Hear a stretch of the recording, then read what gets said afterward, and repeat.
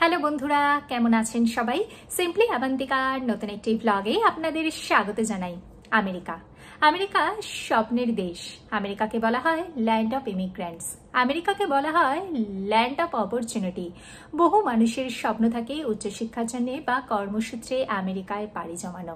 আমেরিকায় পাড়ি জমিয়ে সেখানেই স্থায়ীভাবে বসবাস স্থাপন করা। মানুষের আমেরিকাকে ঘিরে অনেক এক্সপেকটেশন থাকে, কিন্তু আমেরিকায় আসার পর মানুষ বুঝতে পারে এক্সপেকটেশন এবং রিয়ালিটির মধ্যে কি সম্পর্ক। আজকে আমি আবান্তিকা হাজির হয়েছি আপনাদের সামনে। আমেরিকায় থাকার পর আমেরিকার এক্সপেকটেশন এবং রিয়ালিটি, তার সম্পর্কে বেশ সুন্দর একটা সম্পর্ক আমি এই ভিডিওর মাধ্যমে আপনাদের সাথে শেয়ার করব। ভিডিওটি ভালো লাগলে লাইক করবেন, চ্যানেলটিকে সাবস্ক্রাইব করবেন। আমরা সোশ্যাল মিডিয়ার দৌলতে আমাদের বন্ধু বান্ধব বা আমাদের আত্মীয় পরিজনের তাদের প্রবাসী জীবনের সুন্দর প্রাচুর্যপূর্ণ বা বিলাসিতায় ভরা জীবন দেখতে অভ্যস্ত। আমরা কখনো সেখানেতে দেখতে পাই না তাদের জীবনের কষ্টের দিক বা ব্যথা বেদনার দিক। আমরা দেশ থেকে শুনতে পাই আমেরিকায় চাকরি করলে মাসে কোটি টাকা বেতন হয়, কিন্তু এখানে আয়ও যেরকম ব্যয়ও সেরকম। এখানেতে চারিধারে নাকি ডলার উড়ে বেড়ায়। এখানে থাকলে প্রচুর ভ্রমণের প্রচুর জায়গা রয়েছে, প্রচুর খাওয়া দাওয়ার প্রচুর অপশান রয়েছে, মানুষ সেই সবই করে বেড়ায়। এখানে প্রচুর আনন্দ আরামের জীবন, কিন্তু সত্যি কি তাই? আসুন জেনে নিই। আমেরিকাতে যেরকম আয় প্রচুর, সেরকম ব্যয়ের কিন্তু প্রচুর দিক রয়েছে। আমেরিকায় মানুষের সব থেকে বেশি খরচা হয়ে থাকে হাউস রেন্টে। তার পাশাপাশি এখানে যে ট্রান্সপোর্ট, এখানকার যে পাবলিক ট্রান্সপোর্টের অবস্থা তা বেশ খারাপ। সে পাবলিক ট্রান্সপোর্ট শুধুমাত্র সীমাবদ্ধ থেকে থাকে বড় শহরগুলোতে। অন্যান্য যে সমস্ত ছোট বা মাঝারি মানের শহরগুলো রয়েছে সেখানে পাবলিক ট্রান্সপোর্টের অবস্থা যথেষ্টই খারাপ। তো সেখানেতে গাড়ি কিনতেই হয়, এবং গাড়ি কেনার খরচা, তার পাশাপাশি গাড়ির গ্যাসের খরচা, ইন্স্যুরেন্স, ইলেকট্রিসিটি, মোবাইল, এছাড়াও বিভিন্ন ধরনের খরচা যখন সারা মাসের শেষে যুক্ত হয় তখন আয় এবং ব্যয়ের মধ্যে ফারাকটা খুবই কম হয়ে দাঁড়ায়। মানে সঞ্চয়ের পরিমাণ কিন্তু ভীষণই কম হয়ে দাঁড়ায়। এছাড়া এখানকার মেডিকেলের যে খরচা, সেটা সত্যি ইন্স্যুরেন্স দেওয়ার পরেও সেটা যদি মেডিকেলের খরচাটা শুনতে থাকেন তাহলে সেটা মাত্রাতিরিক্ত হয়ে দাঁড়ায়। এবার আসে ট্রাভেলের দিকটায়। আমাদের দেশে অনেক মানুষ হয়তো ভাবেন আমেরিকাতে ঘোরার জায়গা প্রচুর, আমেরিকায় আসার পর তারা হয়তো সারা বছরেতে অনেকগুলো ট্রিপ করবেন, কিন্তু আমেরিকাতে ঘোরার জায়গা যেরকম প্রচুর, সেরকম একটা জায়গা থেকে আরেকটা জায়গার দূরত্ব প্রচুর হয়ে দাঁড়ায়।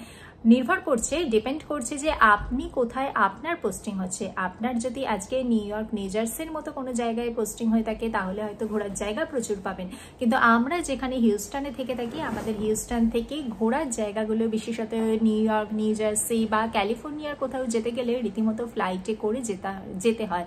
সেটা ভীষণই খরচা সাপেক্ষ হয়ে দাঁড়ায়। তাই আমরা যারা হিউস্টন, ডালাস বা ফ্লোরিডা এই সমস্ত জায়গাতে যারা পোস্টিং আছি তাদের কাছে ভ্রমণটা কিন্তু অতটা কিন্তু বাস্তবতা পায় না। তাই সেক্ষেত্রে কিন্তু এক্সপেকটেশন এবং রিয়ালিটির মধ্যে বেশ কিছুটা ফারাক হয়ে দাঁড়ায়। নেক্সট আসছি এডুকেশন। আমেরিকাতে বাচ্চাদের স্কুলের এডুকেশন, পাবলিক স্কুলে 18 বছর পর্যন্ত এডুকেশন ফ্রি, কিন্তু 18 বছর পর যখন সন্তানরা হায়ার এডুকেশনের দিকে যায় তখন কিন্তু খরচাটা এক লপ্তে অনেকটা বেড়ে যায়। আর যারা H1B ভিসাতে রয়েছেন, যাদের সন্তানরা H4 ভিসাতে রয়েছেন, তাদের ভিসার মেয়াদও কিন্তু 21 বছরে শেষ হয়ে যায় H4 ভিসা। তখন তাদের ভিসা স্ট্যাটাসটিকে স্টুডেন্ট ভিসায় কনভার্ট করতে হয়। তো সেটাও কিন্তু বেশ একটা কিন্তু চিন্তার বিষয় হয়ে দাঁড়ায়। তো সেক্ষেত্রে কিন্তু অনেক সময়তে আমাদের এক্সপেকটেশন এবং রিয়ালিটির মধ্যে অনেক সময়তেই আমরা পার্থক্য দেখতে পেয়ে থাকি। দেশ থেকে মানুষ যখন আমেরিকায় আসবেন বলে স্থির করেন তখন তাদের কাছে আমেরিকা মানেই হলো লম্বা লম্বা গগনচুম্বী অট্টালিকার সারি আর বিশাল বড় বড় গাড়ি। কিন্তু আমেরিকাতেও কিন্তু গ্রামাঞ্চল প্রচুর রয়েছে। সেখানেতে হিউস্টন, ডালাসের যেগুলো আউটস্কার্টস এরিয়া রয়েছে সেখানেতে কিন্তু গগনচুম্বী বাড়িরও সারি দেখতে পাওয়া যায় না, তবে গাড়ি অবশ্য সব জায়গাতেই দেখতে পাওয়া যায়, কারণ আমেরিকায় প্রত্যেকের কাছে একটি বা দুটি গাড়ি তো থাকেই। কিন্তু এখানে কিন্তু সেইভাবেতে কিন্তু হাই রাইজ বা আপনারা যদি ভাবেন যে নিউ ইয়র্কের মতো এরিয়া হবে, সেটা কিন্তু সমস্ত আমেরিকার জুড়ে সেটা একদমই দেখতে পাওয়া যায় না। আমেরিকা বিশাল বড় একটি দেশ, সেখানেতে একটা জায়গা থেকে থেকে আরেকটা জায়গায় যেতে গেলে মাইলের পর মাইল কিন্তু আপনাদের অতিক্রম করতে হবে। সেক্ষেত্রে কিন্তু গাড়ি থাকাটাও মাস্ট, এবং গাড়ি থাকলে কিন্তু ড্রাইভিং জানাটাও মাস্ট। কারণ এখানেতে যেহেতু নিজের কাজ নিজেকেই করতে হয়, তাই গাড়ি না জানা থাকলে ড্রাইভার সত্যি সেটা কিন্তু পাওয়া যায় না। তাই দেশ থেকে আসার আগে অবশ্যই গাড়ি চালানোটা কিন্তু একটু হলেও শিখে আসবেন। আমেরিকাতে আসার পরেতে যদি আপনারা কোনো অ্যাপার্টমেন্টে থেকে থাকেন, তাহলে অ্যাপার্টমেন্টের আশপাশের মানুষজনের সাথে আপনাদের হয়তো স্মল টকেই অভ্যস্ত হতে হবে। কারণ এখানে আমাদের দেশে আমরা যেরকম আশপাশের প্রতিবেশীদের সাথে যেরকম আত্মীয়তার বন্ধনে আবদ্ধ হয়ে যায়, আমেরিকাতে কিন্তু সেই সুযোগ কম থাকে। আমাদের দেশে আমরা যখন কোনো মুদিখানার দোকানে যাই বা কোনো মাছওয়ালা বা পাড়ার অটোওয়ালা, রিক্সাওয়ালা, এদের সাথে যেরকম গল্পে অভ্যস্ত হয়ে পড়ি, সেটা কিন্তু আমেরিকাতে প্রায় হয় না। আমেরিকাতে সবই প্রায় ডিপার্টমেন্টাল স্টোর, এবং ডিপার্টমেন্টাল স্টোরগুলোতে সেলফ বিলিং কাউন্টার, তাই সেখানেতেও গল্পের সুযোগ নেই। এখানকার যে আপনাদের যে অ্যাপার্টমেন্টে যে প্রতিবেশীরা থেকে থাকেন, তারাও যে যার নিজ কাজে ব্যস্ত থাকে, ভীষণই প্রফেশনাল, এবং তাদের লাইফও ভীষণই বিজি। তাই তারা সব সময়তে কিন্তু স্মল টকেই কিন্তু তারা অভ্যস্ত হয়ে থাকে। এইগুলো কিন্তু এক্সপেকটেশন এবং রিয়ালিটির মধ্যে কিন্তু এই ফারাকগুলো আপনাকে আসার পরে কিন্তু মেনে নিতেই হবে।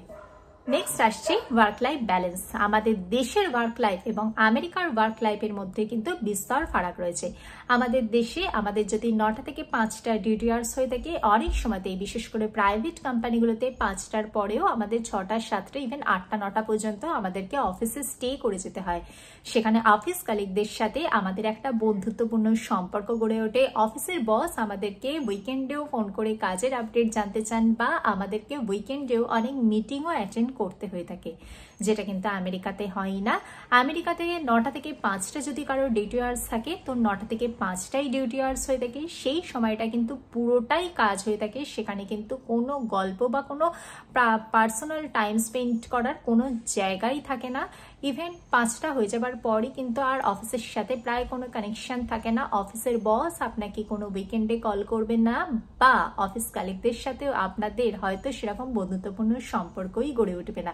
এখানকার অফিস কালচারটাই এরকম। আপনাদের এক্সপেকটেশন এবং রিয়ালিটির মধ্যে এই ফারাকগুলোকেও কিন্তু একটু মেনে রাখতে হবে। আর এখানকার যে কাজের পরিবেশ, ভীষণভাবে কম্পিটিশন দেখতে পাওয়া যায়, এবং ভীষণ মানে আন্তর্জাতিক মানের পরিবেশ, এবং সেখানে কিন্তু বিভিন্ন কান্ট্রির মানুষদের সাথে আপনাকে কিন্তু কম্পিটিশনে টিকে থাকতে হবে।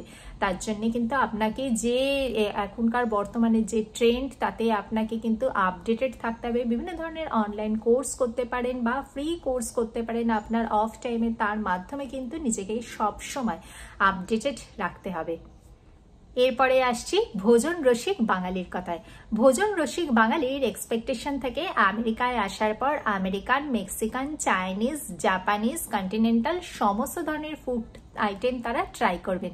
কিন্তু আমেরিকায় আসার পর কিছুদিন এই সমস্ত ফুড ট্রাই করার পর তাদের মনে পড়ে যায় সেই বাঙালির সেই ভাত ডাল আলু পোস্তর গল্প। কিন্তু সেগুলো বেঙ্গলি যে রেস্টুরেন্ট, সেইগুলো হয়তো আপনার বাড়ি থেকে অনেকটা দূর, বা সেখানেতে রোজ রোজ গিয়ে খাওয়াও আপনার পক্ষে পসিবল হয় না। সেক্ষেত্রে আপনার ভরসা আপনার নিজের হাতে রান্না করা। তাই আপনাকে কিন্তু আমেরিকা আসার আগে কিন্তু রান্নাটা অবশ্যই জেনে আসতে হবে। এখানে ইন্ডিয়ান স্টোর হয়তো অনেক পাবেন, সেখান থেকে গ্রসারি আইটেম সমস্ত কিছু আপনি কালেক্ট করতে পারবেন, কিন্তু নিজের পছন্দসই রান্নাটা কিন্তু আপনাকে নিজেকে বাড়িতে রান্না করেই কিন্তু খেতে হবে।